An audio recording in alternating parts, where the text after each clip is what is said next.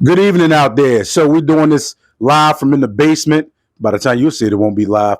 But we down here. Kev is our gracious host tonight, along with Don and Carl.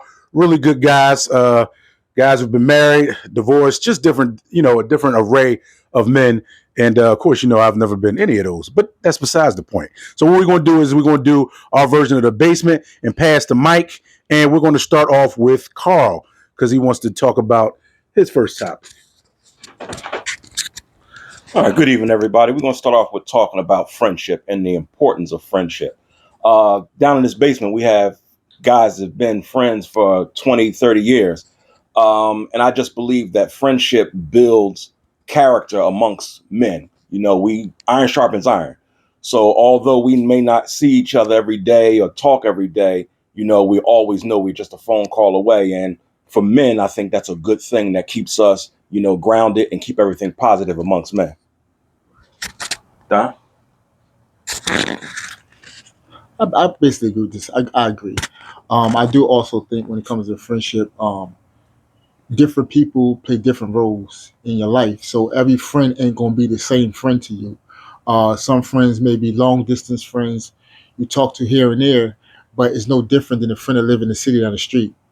Um, you got friends that'll jump up for you 3 in the morning, 4 in the morning. You got some friends who won't. But you got those other friends that'll be there at times that you really need them, and that friend that jump up three can't. So it's like the role switches. So friendships are very important in life, man.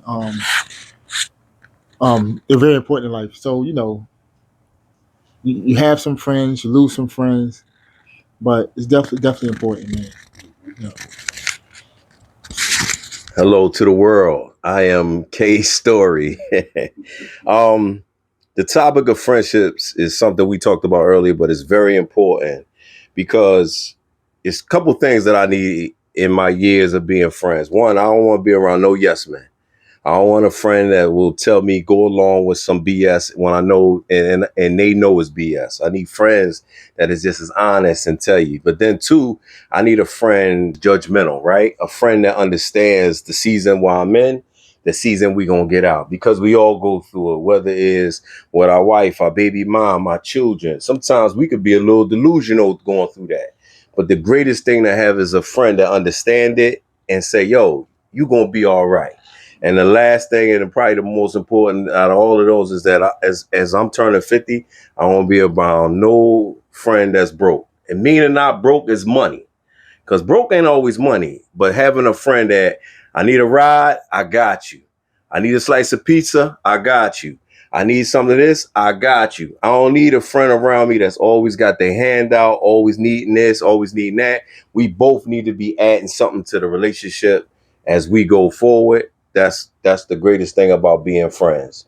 And I've been blessed. I got my mom, my dad, wife, children, but my friendships gotta be one of my best blessings I ever been given. If I never told y'all that, whoever's watching this, all right? But having friends around you that keep you humble, keep you honest, and we'll ride out with you too. You know what I mean? That's another thing, because I've saved him many a nights. I'm just saying, you know what I'm saying? You know what I mean? But friendships is just like, what I mean? It's something in as black men. I don't want to talk, but I want to say this. We all this dude named Lou Robinson. And now that I think about Lou, God bless the dead Lou Robinson. Lou was very vulnerable, right?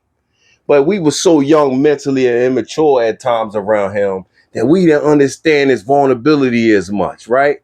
But the older I got, I started thinking about him. I was like, man, he was real sensitive to certain things and passionate about certain things. But it's okay. I should have been a better friend, like gave him that space to be vulnerable, because he cried a lot of times with me. And I was like, at that time, I was like, man, you got to man up. But now looking back on it, it's cool if my homie is vulnerable in front of me. I don't feel no kind of way about it.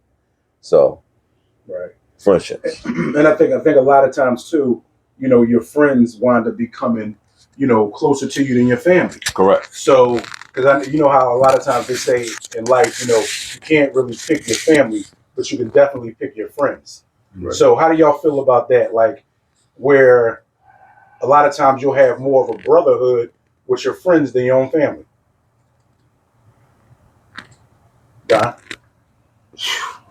deeply, man.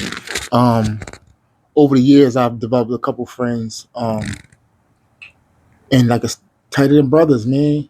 Tighter than brothers, man. And sometimes, you know, you want to think, oh my, but it don't be like that, man. I got some of these guys, man, a ride. Listen, the wheels fall off for me, man.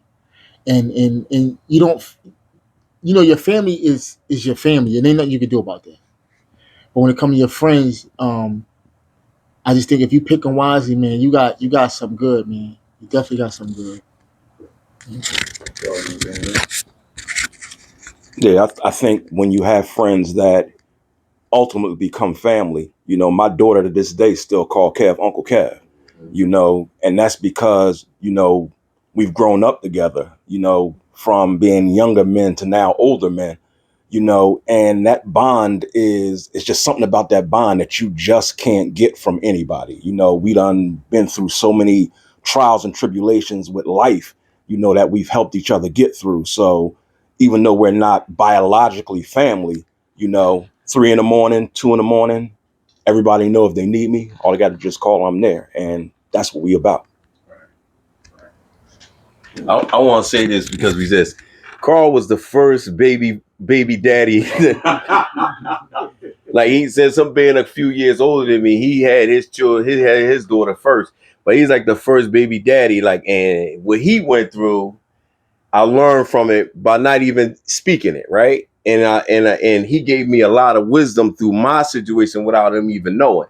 And that's the greatest thing in friendships too, is that I got friends that I'm gonna say high school friends. They did things for me that they don't even know they did. Now, when you reflect, me turning 50 got me reflecting. And I'm saying though, then you go to a job and you meet two guys at a job, Carl and Lou. Then you meet Greg King. Then you go to another job, meet Mark Murray, and you meet Don McCain. Like you meet all these dudes across your life, and they become valuable to you in some ways. And again, like Carl said, you might not be speaking to them every day or intertwine, but we always a phone call away. That's what make it great to be friends. Definitely. So Well, is that Kevin? Well, just on to, and once again, friendship and what I find, especially being a black man, is that it's important, because you definitely need a group of guys that are around that will help you, that can understand you, that go through a lot of the same likenesses. All right. But I'm going to transition on to something else. As I was talking to the guys earlier about the new T app that everybody's talking about. So the T app is an app where women can post their exes or their kid's father or current to find out if this guy is cheating on her or giving out diseases. It's been a lot of nasty stuff from what I hear. The Philly app version of it is real crazy. So we're gonna start Kev off on this one. You know what I mean? And we'll circulate it around. No, I'm gonna tell you what happened to me with this. I was sitting at the table the other day, and my wife brought this up. I ain't crazy. She probably looked me up on it. Come on, man. I know I'm married too. But she brought it up about the comments that the girls at the hospital were talking about and things like that. And the game is a little different now than when we was younger. So you fellas out there, just some word of advice, be careful. That's all I'm going to say. Because since you're the single guy, you can talk more. I think it's nonsense, man. I mean, most breakups aren't great. Women are a little bit more emotional than men, and if you find yourself on a site posting things about this guy, was kind of, and sometimes that's why guys leave. Like I give you my intimate information, and now you're mad at me and you want to give it to the world. Right. So I think sometimes, man, like I said, breakups, nobody wants them, but they come about. When they come about, it ain't because y'all mutually walked away. So then you have an emotional woman, and sometimes emotional man. But I think if a man posting that, it's just not manly. It's just not. I don't think it's manly at all. But when it comes to the women, at that moment you're emotionally vulnerable, so you're doing some things that you normally wouldn't do. Now you're exposing this man information and things that he gave to you on an intimate level, and I think it's dangerous. I think it's very dangerous and immature too. I don't know too much about this TAP, but if it worked as it was designed to work in the beginning, I believe it was supposed to be like an app to create safety for women. So if women use it, to keep each other safe, to say, I dated this guy and maybe he raped me or something like that, and to keep awareness around, then yeah, it probably would be a good app. But knowing how things transition, if it's now being used to, degrade men or, to get back at men and be vindictive about it, then there's where you're going to have that gray area where that app may, just end up being like another social media app where people just dogging each other out for no good reason.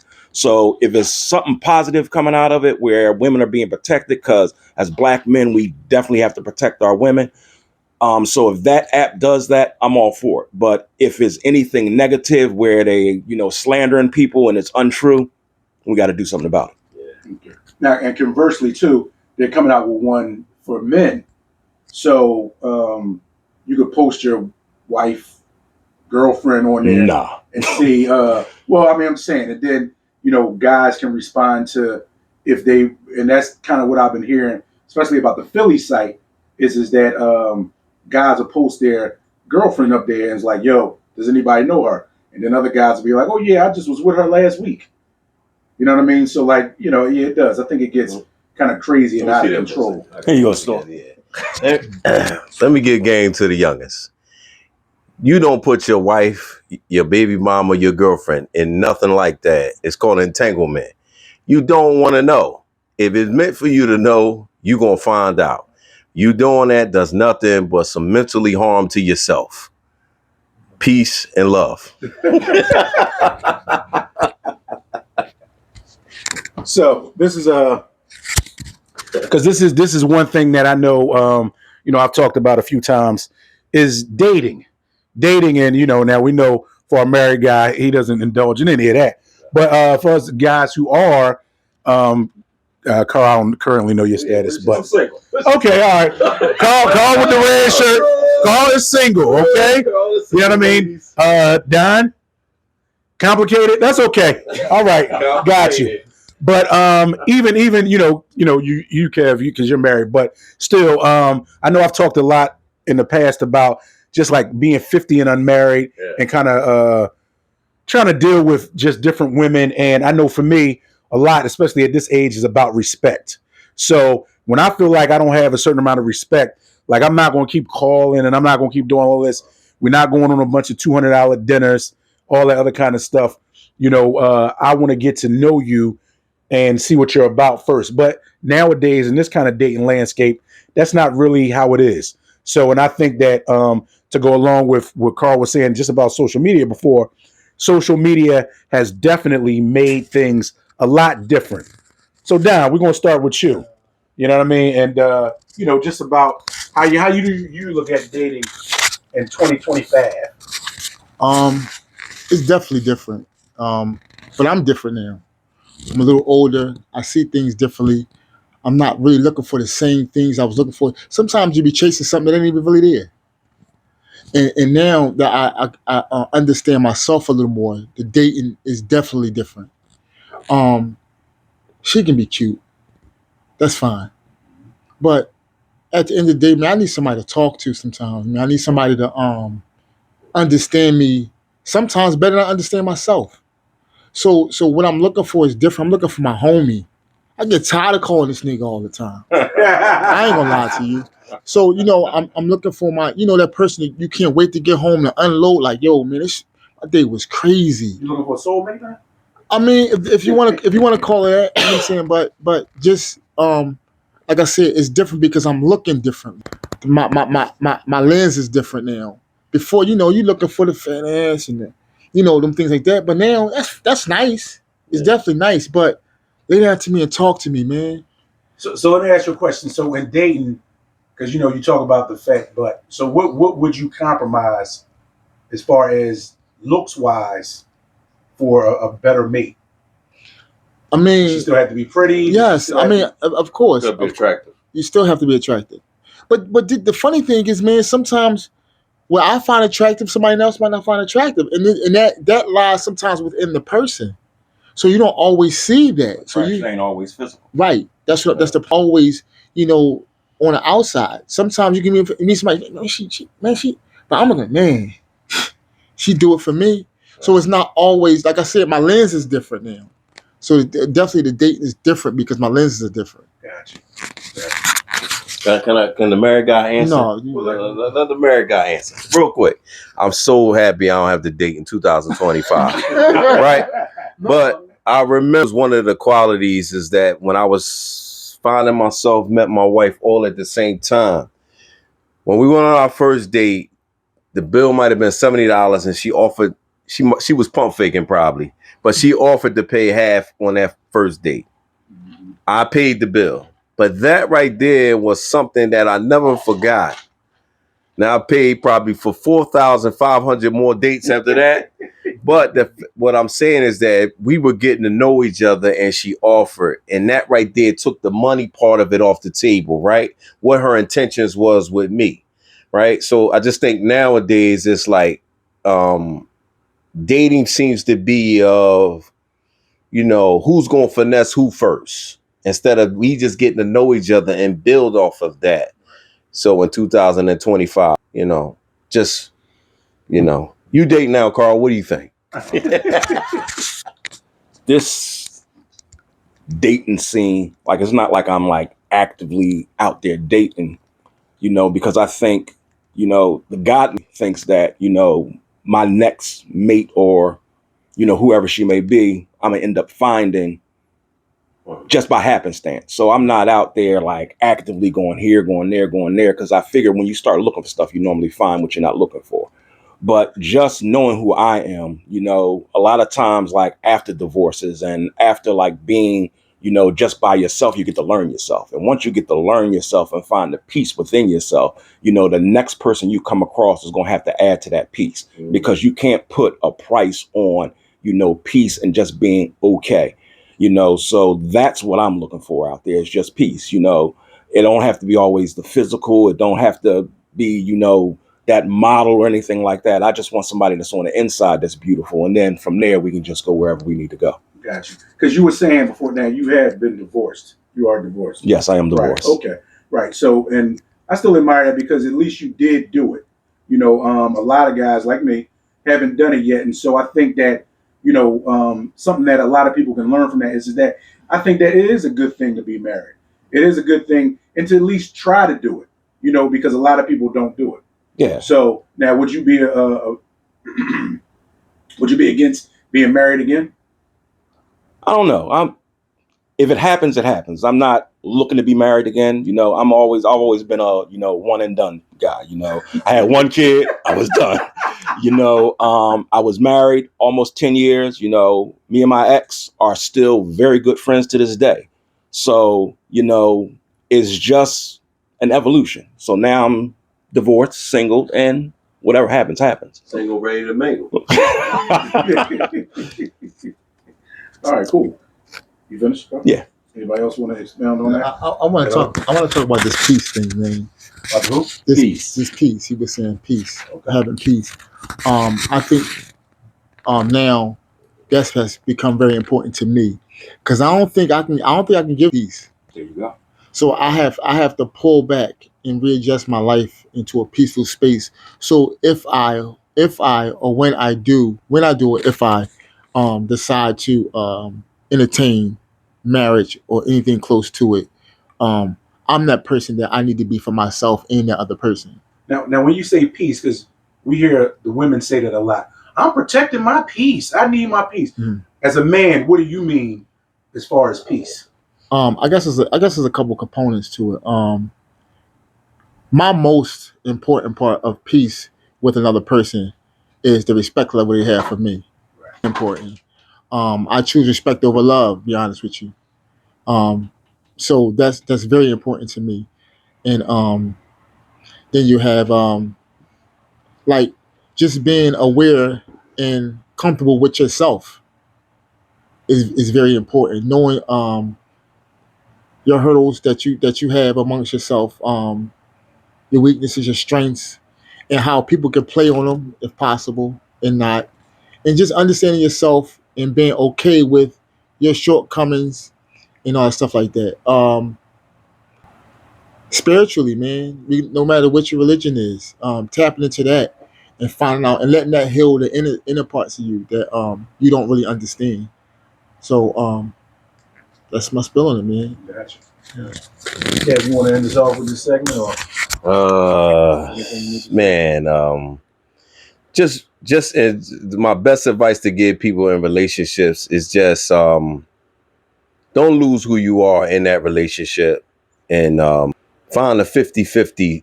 And 50-50 ain't always money. Emotionally, conversations, just being there in tune with each other, understanding it's gonna be an up and a down. Just relationships is very important. But it took me, before I met my wife, I had some years I had to find who I was, right? And then you meet that person, so you're kind of somewhat ready for that person, and it will happen. I got faith in my my three brothers right here. It will happen. I do got a bet on who wet, and I will go to first. I will tell you when it's, you know what I mean? You know what I'm saying? Well, I'm three of y'all, so. That's where the editing comes in. Oh, you got a confession? all right, y'all. Well, listen, that will conclude our first part of this section. And as Carl always knows, I like to say, live life. Don't let life live you.